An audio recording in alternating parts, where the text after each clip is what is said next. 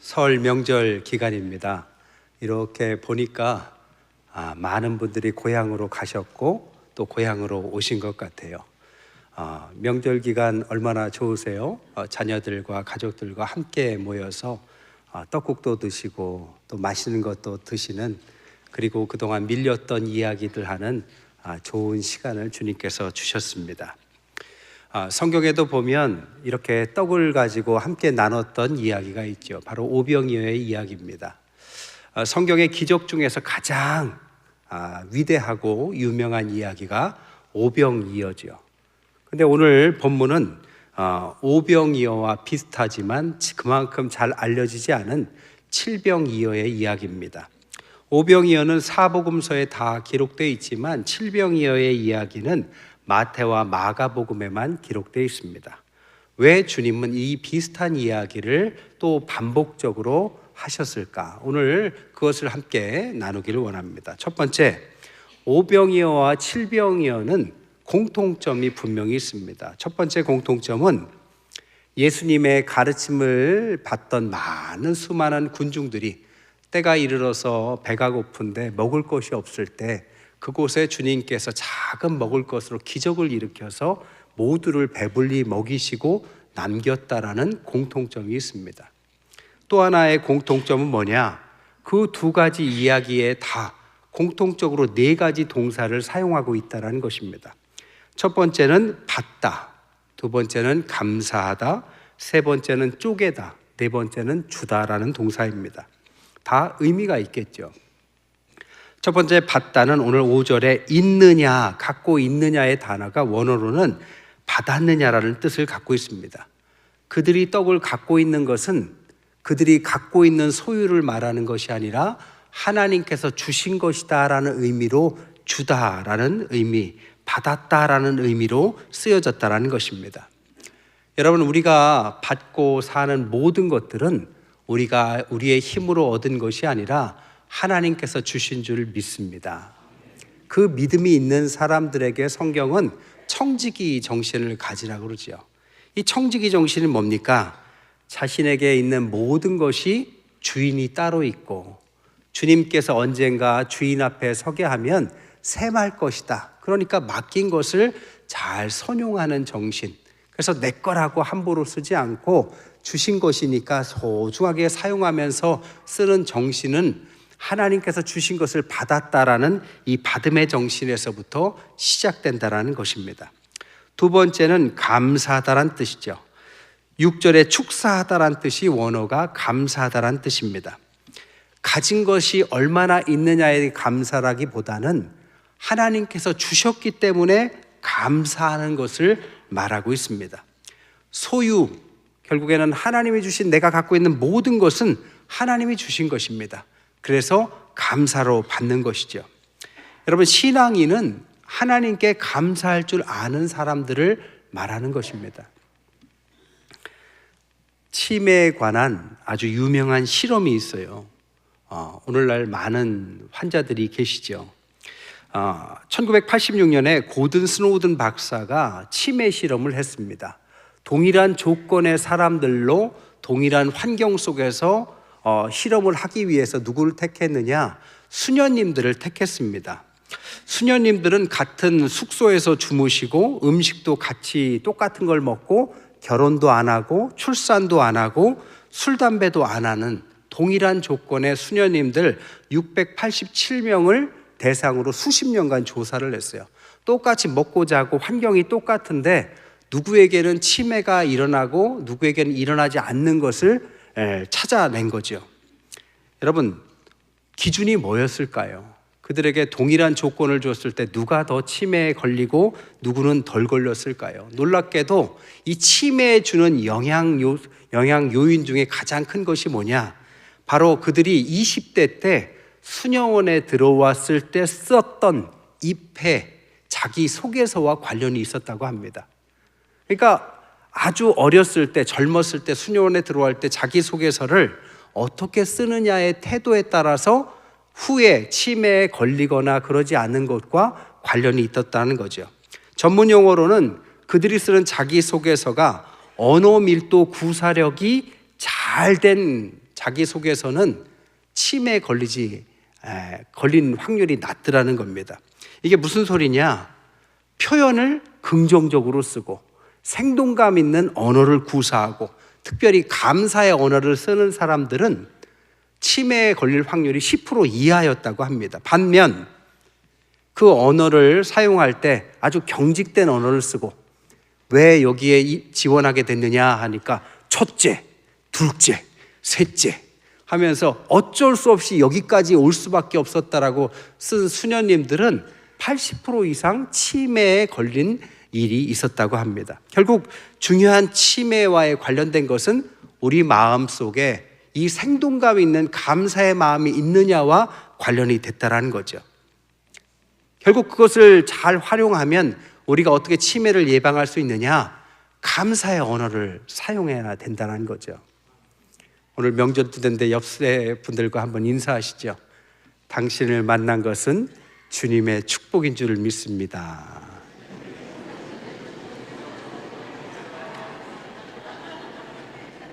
얼마나 생동감이 넘치세요. 이렇게 매번 하면 치매가 크게 예방된다는 것입니다. 세 번째는 뭐냐? 쪼개다입니다. 6절에 보니까 떼다라는 단어가 원어가 쪼개다라는 뜻을 갖고 있습니다. 여러분, 받은 것을 주님께서 주셨다라고 믿는다면 그것을 감사함으로써 쪼갤 줄 알아야 합니다. 예수님도 받으시고 감사하시고 쪼개셨다면 이 쪼갠다라는 것은 주님의 뜻이라고 볼 수 있죠. 쪼개지 못하는 사람들은 받은 것만 감사할 뿐이지 주님의 뜻을 모르는 사람이 되는 거죠. 그리고 네 번째가 주다입니다. 즉 쪼갰다면 그 다음에 나눠주는 거죠. 저희 교회에서도 많은 나눔을 해요. 저희 카페에서 1년 동안에 여러분이 음료수 많이 팔아주시면 그것으로 올해도 교회 밖에 지역사회로만 거의 썼습니다. 초등생 10명, 중등생 10명, 고교생 2명의 장학금을 줬고 사회기관 2곳, 교도소에게 이 헌금을 사용했고요. 선교헌금을 사용했고 올해부터는 동사무소에서 지역관내 독거노인들의 식사를 대접할 수 있느냐 해서 가을에 한 차례 이 선교 헌금을 통해서 관내 어르신들 초청해서 식사를 하려고 합니다. 또한 교회에 사업하시는 분들이 도와서 또 고아원, 오늘도 고아원에 가서 봉사를 합니다. 그리고 위탁가정 아이들을 위해서 특별한 날에 선물도 주고 또 새해 이렇게 만남도 자주 합니다.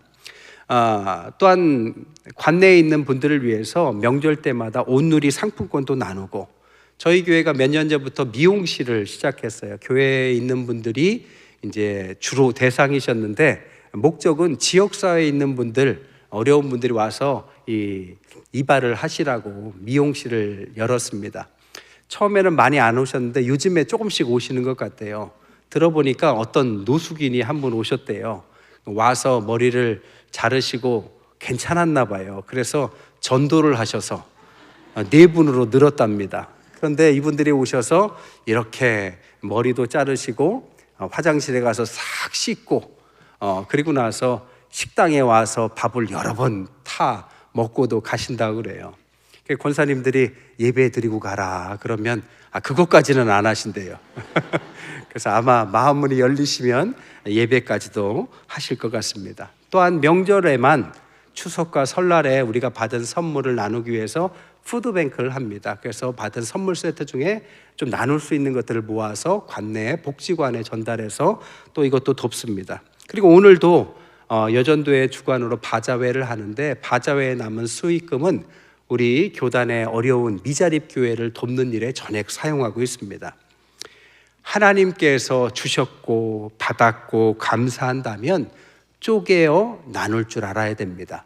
이것이 오병이어와 칠병이어에 똑같이 주님께서 가르치신다는 거죠. 우리가 주고자 하는 마음을 사랑이라고 하고 받고자 하는 마음을 욕심이라고 한다면 주고자 하는 마음이 받고자 하는 마음보다 크다면 그것은 거룩이라고 말할 수 있습니다. 이 거룩한 영이 누구냐? 성령이라고 하죠. 성령을 받았다면 받고자 하는 마음보다 주고자 하는 마음이 큰 것입니다. 주님께서 주신 것을 받은 줄 알고 감사하고 쪼개고 나누는 삶이 이어진다면, 받아서 감사하는 것보다 줄 수 있어서 감사하고 받는 것만이 은혜가 아니라 줄 수 있는 것이 은혜라면 그 사람은 은혜 받은 사람입니다. 더 많이 가지려고 노력했던 사람이 이제는 좀 나누고 베풀려고 한다면 그 삶은 다시 태어난 것과 같기 때문에 거듭났다라고 말할 수 있습니다. 받아서 좋던 마음이 주어서 좋고 그 마음이 거룩해졌다면 앞에서 말한 것처럼 그 사람은 성령에 충만한 사람이 된 것입니다. 바로 이 모든 것이 다 신앙의 기본을 말하는 거죠. 그래서 오병이어와 칠병이어를 통해서 주님은 신앙의 기본을 가르쳤다는 거죠. 두 번째, 근데 왜 오병이어를 하셨음에도 불구하고 칠병이어 비슷한 일을 반복하셨을까요? 두 가지 이유 때문입니다. 첫 번째, 대상이 다르기 때문입니다. 로마서 1장 16절에 보니까 이 복음은 먼저 유대인에게고 그리고 헬라인에게로다. 처음에는 유대인에게도 했고 그 다음에 주님은 헬라인 이방인에게도 하신다. 그런데 그렇게 똑같이 오병이어는 유대인에게 한 일이고 이 칠병이어는 이방인들에게 한 기적이었습니다. 유대인 5,000명에게 오병이어의 기적을 일으키셨다면 칠병이어는 이방인 4,000명에게 일어났습니다. 5개의 떡과 2마리 생선으로 12광주리를 남겼다면 7개의 떡과 2마리 생선으로 7광주리를 남기셨습니다. 여기서의 숫자도 다 의미가 있습니다. 5라는 오병이어의 5는 모세 오경의 5, 유대인들이 아주 중요하게 생각하는 5와 관련이 됩니다. 그리고 12바구니가 나왔다는 12는 12지파를 의미하고 유대인이 생각하는 가장 완전수가 12입니다. 반면에 4,000명을 먹였다는 4는 동서남북을 의미합니다. 그러니까 동서남북 사방의 온 인류에 주님께서 복음을 전하고자 한다라는 것이고 7바구니를 남겼다라는 7이라는 것은 이방인의 완전수입니다.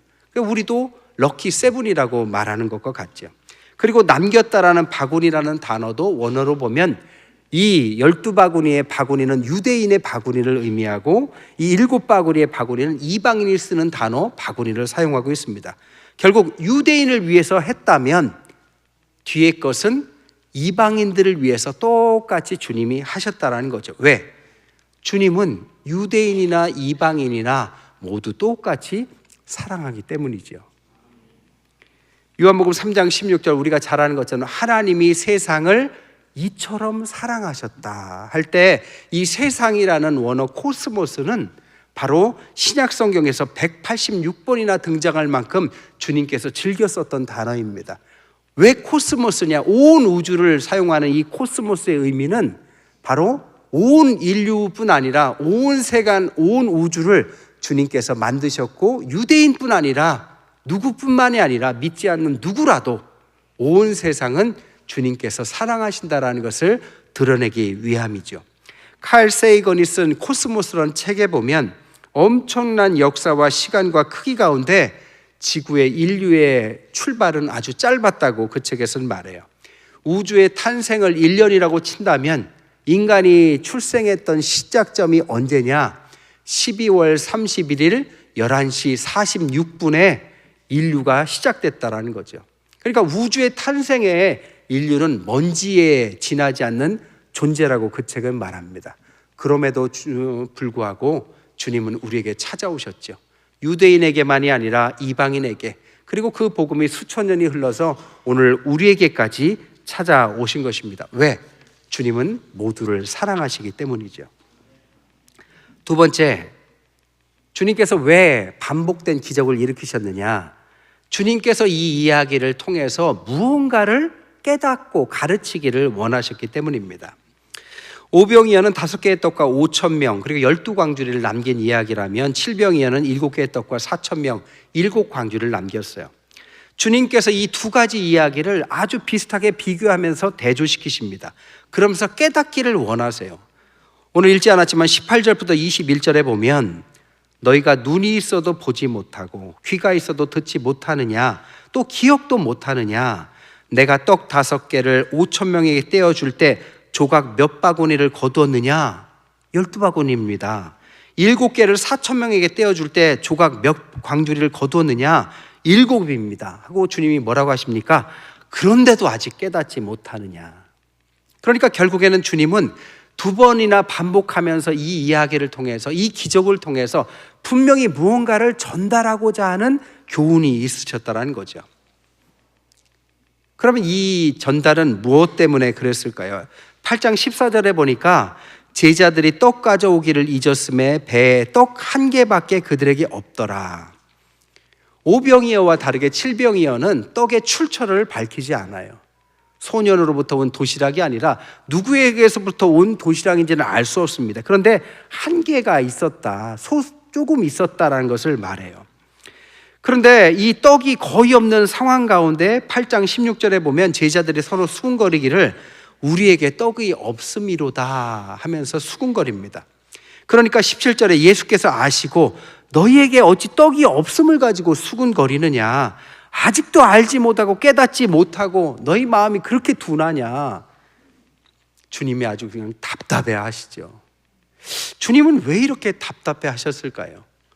주님께서 가르치고자 하신 것은 떡이 있냐 없냐가 아니라 떡을 어떻게 나누었느냐를 가르치고자 하심이었기 때문입니다. 14절에 보니까 배에 떡 1개밖에 없다를 가지고 제자들은 어떻게 생각했느냐? 떡이 1개밖에 없구나, 거의 없구나, 어디서 떡을 구해야 하나, 사고가 이렇게 돌아간 거죠. 근데 주님은 분명히 5병이어에서 어떻게 했습니까? 작은 떡을 가지고도 수천 명을 먹고도 남겼습니다. 그렇다면 이번에 떡이 아예 없는 것도 아니고 조금 있다면 분명히 그런 기적을 똑같이 일으키시고 나눌 수 있는 주님인 것을 알면서도 다시 세상적인 사고로 돌아간 거죠. 주님의 관점은 가만히 보면 더 면밀하게 알 수 있습니다. 5병이어는 떡이 5개밖에 없었는데 5,000명을 나눴습니다. 그리고 12바구니가 남았어요. 그런데 오늘은 떡이 7개나 있었어요. 떡이 더 많았습니다. 그런데 4,000명을 나눴습니다. 5,000명보다 작았어요. 그리고 어떻게 해요? 더 적게 나눴으면 더 많이 남아야 되는데 7바구니밖에 남지 않았다라는 거죠. 이게 뭡니까? 주님께서 주시고자 하는 가르침은 떡의 유무가 아니라 얼마나 많이 나누느냐를 가르치고자 하는 거죠. 많이 나눌수록 그 나눔이 하나님의 나라에서는 더 많이 남게 되는 원리를 가르치고자 하는데, 이 사람들은 아직도 세상적인 방법으로 떡이 없고 부족하고 어디서 사와야 되고 이런 것밖에 생각이 없는 거죠. 구공래라는 어떤 분이 계셨어요. 남편하고 사업을 하다가 사업이 실패를 해요. 그러니까 남편하고 같이 아주 서울의 외진 곳으로 반값 싼 지하방으로 이사를 합니다. 거기에서 이제 노점상을 시작했어요. 그런데 엎친 데 덮친 격으로 남편이 간암이 걸립니다. 그리고 신용불량자가 돼요. 그리고 자녀들은 커서 대학생까지 됩니다.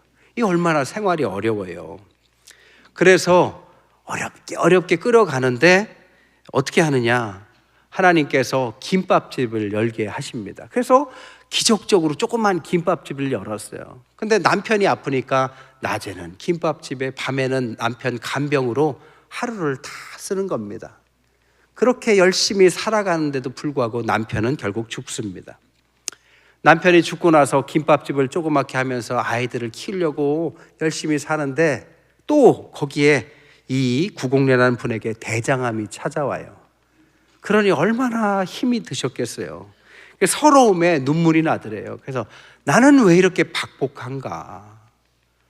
다른 사람들은 쉽게 잘만 사는데 왜 이렇게 내 인생은 이렇게 박복한가? 이렇게 울면서 살고 일했다고 합니다. 그런데 김밥집이라는 곳이 서울역 뒤편이었는데 거기에 가보시면 쪽방촌이 있습니다. 쪽방이 뭐냐면 한 평짜리 창문도 없는 집이에요. 거기에 그냥 아주 인생에서 가장 어렵게 사는 분들이 거기에 몰려 사는데 그 김밥집을 이 사람들이 왔다 갔다 다니는 거예요. 본인이 고생을 했으니까 그분들이 눈에 들어오더래요. 그래서 가끔 그들에게 무료로 김밥을 나눴습니다. 그런데 서울시에서 이 식당에게 제안하기를 올해부터 동행식당이라는 걸 하는데, 이분들이 식사를 많이 못하는 쪽방촌 분들이 하루에 한 끼라도 연계된 동행식당에 가셔서 하루에 한 끼라도 식사를 할 수 있도록 돕는 식당에 참여할 수 있겠느냐. 생각해 보세요. 그들에게 나눠주기까지는 뭐 남는 게 있어야죠. 그런데 이 구공래라는 분은 그런 마음이 들더래요. 나도 고생해봐서 저들이 얼마나 힘들지 아니까 참여하겠다고. 그랬더니 하루에 200명씩 찾아오더랍니다. 무료로 김밥을 200줄씩이나 나눠야 되는 거죠. 근데 이분이 그것을 나누는데 기쁘더래요. 자기도 힘들지만 힘든 분들이 오셔서 그거 먹고 허기를 달래고 가는 게 좋더래요. 그래서 기쁨을 나눴더니 그분들이 처음에는 쭈삣쭈삣 오더니 이제는 마음 열고 찾아오더랍니다. 찾아오면서 말도 걸고 얘기도 하고 하다 보니까 사랑방이 되더래요. 그래서 집에 없는 분들이라고 해도 뭐가 생기면 갖다 주는 겁니다. 바나나도 갖다 주고 사탕도 갖다 주고, 그러면 그걸 가지고 또 새로운 분들이 오면 그걸 또 나누고, 그러다 보니까 여기가 아주 그 마을의 명소가 되고, 여기 가서 사람들이 웃음꽃을 피고 얼굴이 밝아지고 어렵게 살지만 그래도 어려움을 나누는 복된 곳이 됐다라는 것입니다. 이 구공래라는 분이 그래서 이렇게 말씀하셨어요. 누구에게나 힘든 날은 있다. 그럴 때 밥 한 끼 나누는 것이 자기는 중요하다고 생각한다. 그것을 나누면 나눌수록 더 커지기 때문이다. 여러분, 이분은 하나님 나라의 셈법을 알게 된 것입니다. 하나님 나라의 셈법은 있어서 나누는 것이 아니라 나눠서 있게 되는 것입니다. 우리가 넘쳐서 나누는 게 아니라 부족해도 콩 한 쪽이라도 나눠 먹으면 나눠 먹는 것들이 나누다 보니까 커져서 나중에는 더 많은 것을 남길 만큼의 풍성함이 따라온다라는 것을 주님은 가르치고자 한 거죠. 그것이 하나님 나라고 하나님께서 원하시는 천국이 바로 이런 나라다라는 거죠. 여러분, 이것은 육신의 것뿐 아니라 영적인 것도 마찬가지예요. 주님은 생명의 떡이라고 본인을 소개하셨습니다. 영적인 생명을 나누는 것, 영적인 지식, 성경의 지식이 아무리 많이 갖고 있어도 그것을 머리로만 갖고 있는 것보다 나누고 베풀고 가르치는 사람들에 의해서 영적인 이 음식들은 커지는 것입니다. 얼마 전부터 이제 2교구 3040 어린 아이를 둔 부부들이 교회 이제 식사하고 저 체육관에서 나누기 시작하는데 참 기대가 되고 참 보기에 좋습니다. 우리가 대신방을 하는데요, 이 목장마다 다니면서 들어보니까 목장 분들이 기도 제목이 어쩜 비슷한 분들이 그렇게 함께 모아놨는지, 알고 모아놨는지 모아놓으니까 그런 건지 모르겠는데, 그러니까 함께 기도를 하니까 얼마나 은혜가 되는지 몰라요. 목장이 그런 거죠. 기도 제목을 나누고 은혜를 나누고 서로 어려움을 기대고 기도해주고, 그때 하나님께서 더 많은 풍성함으로 채우시는 것, 이것이 바로 오늘 칠병이어를 통해서 우리에게 가르치고자 하는 하나님의 셈법이고, 하나님께서, 주님께서 우리에게 가르치고자 하는 진리라는 것입니다. 말씀을 정리할게요. 명절이 되면 참 훈훈하기도 하고 외로운 분들은 더 외롭죠. 저희 교회에도 중국 분들이 고향을 못 가니까 이날만큼은 함께 모여서 우리 교회에서 식사를 하는데 저한테 가끔 사진 보내주거든요. 산에 진미를 잔뜩 차려놓고, 중국 분들이 평소에 한 20분 정도 모이시는데 이때만큼은 안 믿는 남편들도 초청하셔서 같이 식사를 할 때 그 얼굴들이 얼마나 밝은지 모릅니다. 여러분, 주님께서 주시는 축복은 나누는 것입니다. 반복된 기적, 우리에게 명절 기간을 주셨다면 이 기적을 통해서 우리는 가족들과 이웃들과 떡을 나누시고, 특별히 생명의 떡을 나누시고 육신의 떡도 나누셔서 어느 때보다도 차가운 시절 따뜻한 명절로 지내시기를 주님의 이름으로 간절히 축원드립니다.